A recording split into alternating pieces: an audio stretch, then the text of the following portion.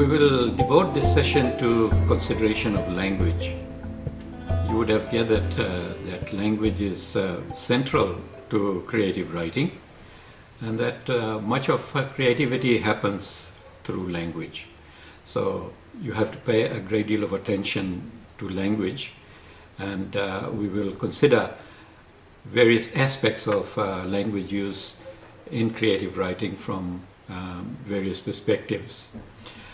Let's first recapitulate what we had said about language so far. We began by saying that human beings are distinguished by their use of language. They use language at a much more complex and sophisticated level.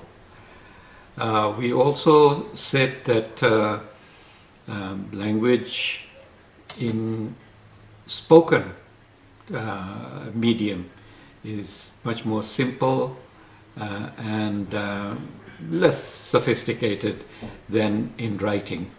Now, having said that, I must also qualify by saying that it always depends on speakers. There are those who speak at a very complex and sophisticated level, and there are examples of oral literature which is fairly complex, just as complex as written works. So we're making some generalizations, and you should see these as generalizations. We proceeded to discuss how when we move from the oral tradition to writing, language gains certain kind of complexity, and much of the complexity comes from literary use of language.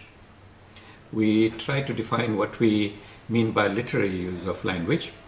In the last session we said that literary use of language means figurative use of language, use of figurative devices such as metaphors, similes, personification, imagery, symbols. Now, writing is, in a way, a search for a metaphor. Now, this is a pursuit that is very central to writing. Sometimes writers stumble onto an interesting metaphor. Sometimes they consciously work towards a metaphor. And once a metaphor is discovered, writers have the freedom to extend that metaphor in their work.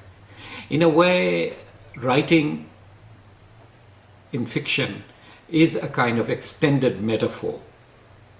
I'll illustrate this by a couple of examples.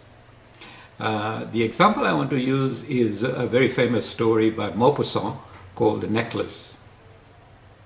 In this story, the central metaphor is necklace, and it is very interesting use of necklace to make a very significant philosophical point about life.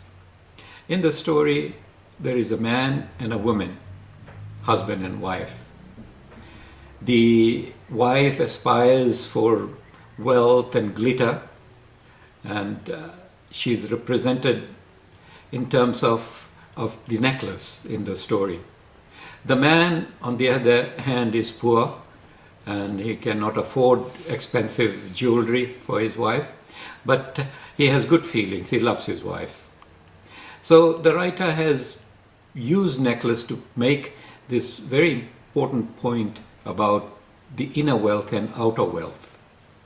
And in the end, there is a reconciliation in the sense that the wife has to go through a bitter experience in order to learn the importance of the inner wealth that the man represents.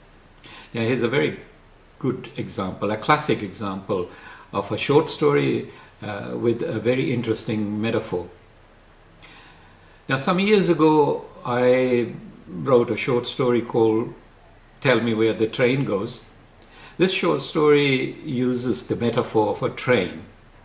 The story is set during the indenture period, and it is written from the perspective of a boy who experiences the coming and going of a train, and he is intrigued and puzzled by the movement of the train.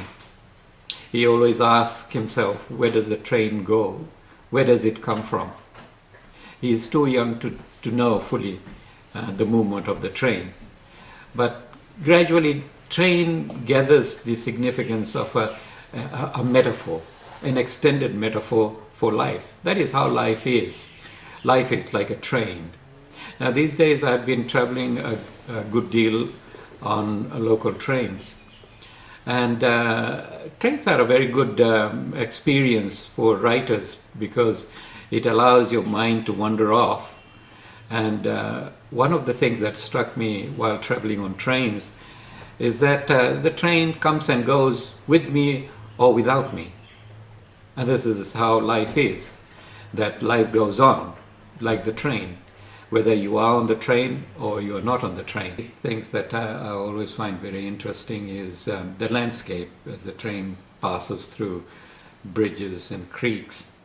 And always there is a hidden creek or a river. And I always gaze at these rivers and creeks. Here is another example like that of a train where, the rivers and the creek, they just simply go on. And they're there and they have their own life, whether you are gazing at the river or the creek or not. They simply flow on.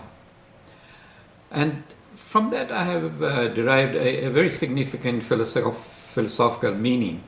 And that is that what matters really is the nowness of the experience. It's the moment when you experience the river, it's the moment when you're traveling on the train that is significant. And that is how life is. Each day you experience life as it comes, as it flows, and live the moment to the full. So I try to live the moment on the train to the fullest possible way. And that is what I give advice to writers, to try to experience the nowness, because it is from the nowness that you derive a lot of your material for writing. In the next session, I will broaden the discussion on language a little bit more and talk about language used in a second language context, and also the situation of the bilingual writer. We'll see you in this next session.